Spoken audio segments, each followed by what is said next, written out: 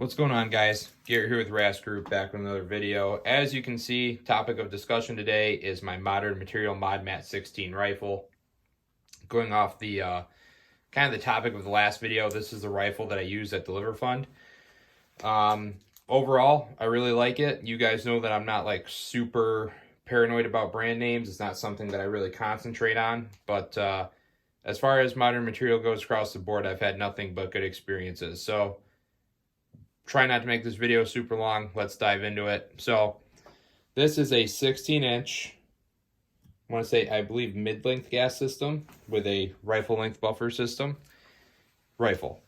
Super soft recoil impulse. It's chewed through anything I put through it. Actually, the only ammo I used at Deliver Fund was all Tula ammo steel cased. You guys know that is just garbage ammo, utter trash. But I had zero hiccups, zero malfunctions all day long. So I'll take the win. We're going to start muzzle, working our way to the stock. So starting up front, I have a modern material muzzle brake. Now, I'm not a big fan of muzzle brakes or compensators. I prefer flash hiders, but as far as a compensating muzzle device go, this thing definitely does its job. Like I said, personally, I'd rather have a flash hider, especially when we were shooting from inside a vehicle. Not a great time for especially your partner, but you too, just because everything's kind of bouncing back at you. But it does its job, and that's what they throw on there, and it looks like it's a proprietary muzzle brake to them. Does its job, works great. Up front, I am running a Unity tactical kind of fusion hub system. I'll break it down. Got the actual fusion hub here, right? This is kind of like the heart of the system.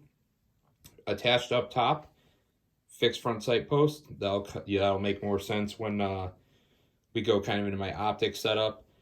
Running a left side right wing, but on the right side, so that is putting my light back kind of below where the brake is. This is a mod light, I want to say OKW. No, this is a PLH V2. Sorry, I lied. 18650 PLH V2 with a Surefire UE tail cap routed back to a, Unity tactical hot button. The hot button works great, momentary and constant on. I really like this, kind of the counter side of the button. That way, if you don't want to risk an accidental discharge of white light, I can wrap my thumb here right into my vertical grip, and it gives me a solid purchase on the rail. Really great leverage, right? And that's pretty much it. I do have some rail scales up right here on the front just to help dissipate some of that heat from my hand a little bit. Working our way back, I am running one of the older style Unity VFGs. Like I said, I like it for the sheer fact of just being able to control a little bit of the leverage out towards the muzzle end of the rifle. As far as the rail, I mean, it's three-sided M-lock.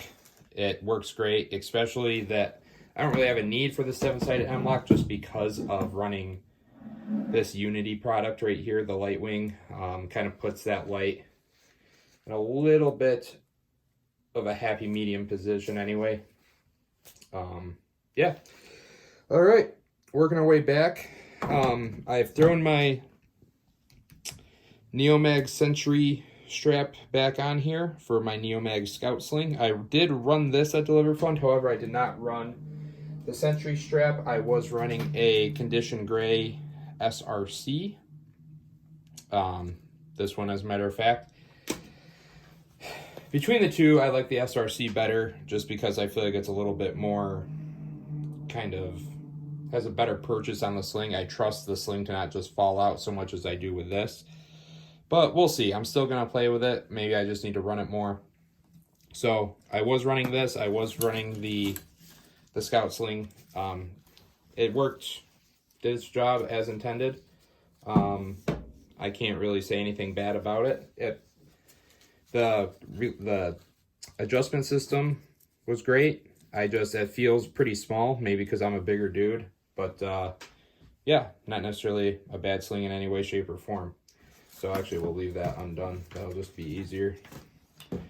Next, I'm running a Unity fast mount for a T1, T2 footprint with a primary arms SLX red dot. So here, give you guys a better view of that. So Unity mount, SLX red dot. The red dot works as intended. I mean, Primary Arms is known for making some really, really great budget option red dots. That's exactly what this is. I want to say it was like 120 bucks out the door. Haven't had an issue with it. Super stoked on it. All I really need to test is the battery life. We'll see, you know, in due time where that's at. This is a like I said, 226 riser. Works great for that head up position. Super happy with it. I do have a magnifier here that was custom modified to fit this Primary Arms magnifier. Did not have to use the magnifier at this training. All mil-spec controls from the trigger to the charging handle, safety, pins, all that stuff. Bolt carrier group is, I don't know anything really specific about it. I know that it ran and I didn't have an issue. It seems very mil-spec to me, just with their logo on the side. There might be something special about it, but I don't know. I was running a bad lever. Went through a lot of reloads throughout the day. Didn't have any issue in distinguishing my trigger from the bad lever. I hear a lot of people say, well, if you go too fast or if your finger slips or whatever, I equate that to a training issue. I don't think that, you know, you can really fault a piece of equipment to the bitter end when it's worked for so many other people. If it's not for you, though, don't use it. I have good luck with it. I continue to use it. So there's that. So shot of the bolt carrier group, like I said, kind of their logo on there. Mil-spec dust cover. No forward assist, which, depending on what school of thought you come from, you might like, you might not. Just a Magpul Mo grip and a Magpul fixed stock. This was a little bit of an adjustment for me to get used to. I've never really run a fixed stock before, but the length of pull seems pretty appropriate for me. Maybe a little short, but nothing that is going to hinder my performance across the board.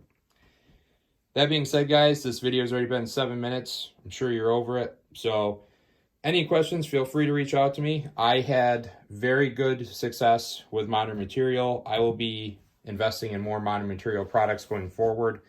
Actually, I have one of their SBRs in NFA gel right now. Super stoked to get my hands on that and get to running it.